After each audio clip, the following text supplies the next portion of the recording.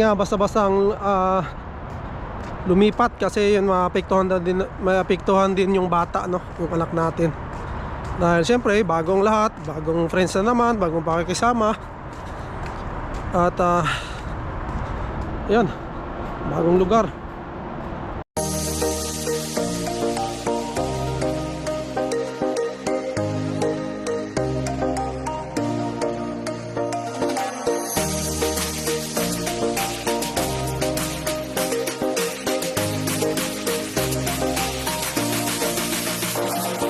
Dos Davao del Sur nandito. Oh, Canada.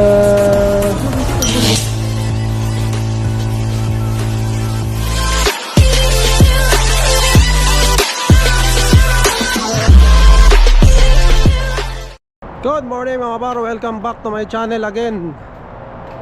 Last 6. At maganda maglakad-lakad mga par, no? Uy, inano na nila, oh. Tinabas na nila yung mga ano nga ba? Flowers. Hindi ko alam kung lalagyan nila or ano ba. Wala na, taglamig na eh. Yan, oh. Naayos na nila.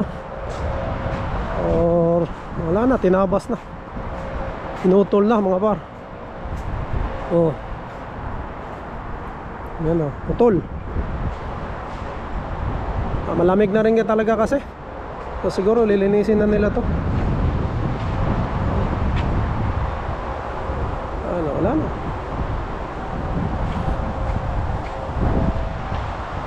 Yan mga par, medyo mahangin, ano. Matakad tayo, samahan nyo ako mga par. Exercise tayo. At nakakatamad na sa bahay. Oh.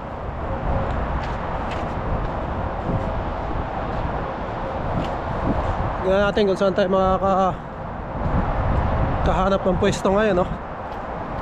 Yun, kamusta kayo mga par? Oh. Shoutout, no? Ating mga solid na sumusuporta dyan palagi. Shoutout sa inyo mga par. Yun, kahapon nag-live tayo, no? At yun, shoutout Kuya GDL, no? Usap natin si Kuya JDL kahit talagang busy yan. Maraming salamat sa pagtambay Kuya JDL. Medyo gabi nga lang tayo nag-ano nung nakaraan, kahapon. Gabi tayo nakapag-live, no. Magla-live ulit tayo mga par. Siguro mamaya. Para yan, pagkwentuhan tayo. Yun, may ano mga par, naka-open na yung community natin, no. Diyan sa YouTube, dito sa YouTube mga par. Pwede kayong mag-message doon, no? So, usap tayo. Message lang kayo doon mga par. Sarap, mainit na malamig. Mga par, maraming salamat to. Dumadami na tayo sa YouTube, no? Ating YouTube channel. Paunti-unti. Ang problema yun mga par, no? Pero since day one, no? Yung mga solid na sumusuporta sa atin, maraming salamat mga par.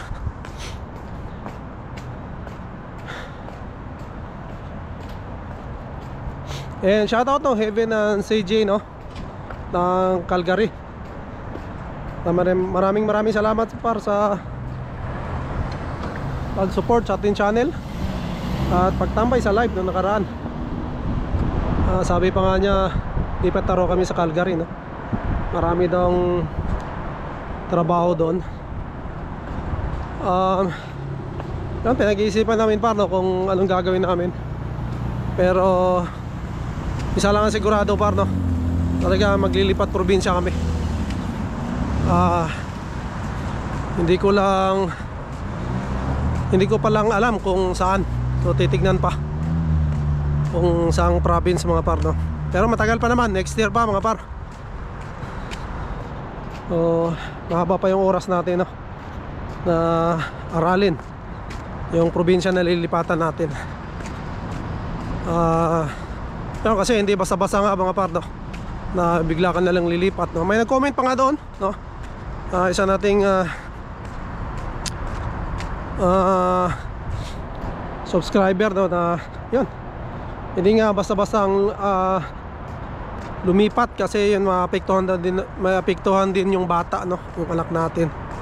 Dahil siyempre bagong lahat, bagong friends na naman, bagong pakikisama. At yun, bagong lugar. Yun yung ang bata talaga yung maapektuhan. So yun, tama naman yung comments sa mga parno. Talagang mag-a-adjust na naman kami. At syempre yung bata din, no. Yun, pero nga par, no, wala kaming magagawa kung talagang hindi kami makakuha ng status dito sa Ontario. Kung ako lang ang tatanungin par, wala na akong balak lumipat talaga, kasi gusto ko na rito eh. At nandito na rin yung mga kaibigan namin, syempre yung ano ng anak ko, no. Kung ako ang tatanungin, hindi na ako lilipat, no. Pero yun nga, may mga dapat tayong gawin, no. May mga sakripisyo tayong gawin. Magsasakripisyo muna tayo pansamantala. Hindi naman ano yan mga par, no? Hindi naman matagal, siguro mga 2 hanggang 3 taon, no? Para lang sa status din natin, no?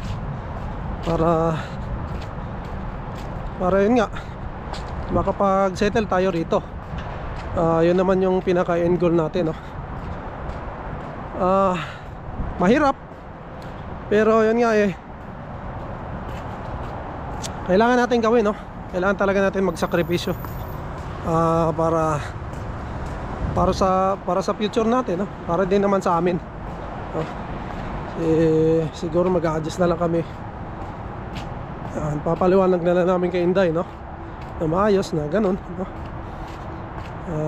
Na kailangan. At ano naman mga par, no, yun nga, family din naman kami lilipat. Kakasama pa rin naman kami. Yun yung pinaka-importante doon, no? Hindi kami maghiwa-hiwalay. Siguro naman makaka-adjust kami, no, kung sakaling lilipat kami ng probinsya mga par. So yun lang, sa comment mo par, no, maraming salamat ka par, no. Yun nga ang sinasabi ko na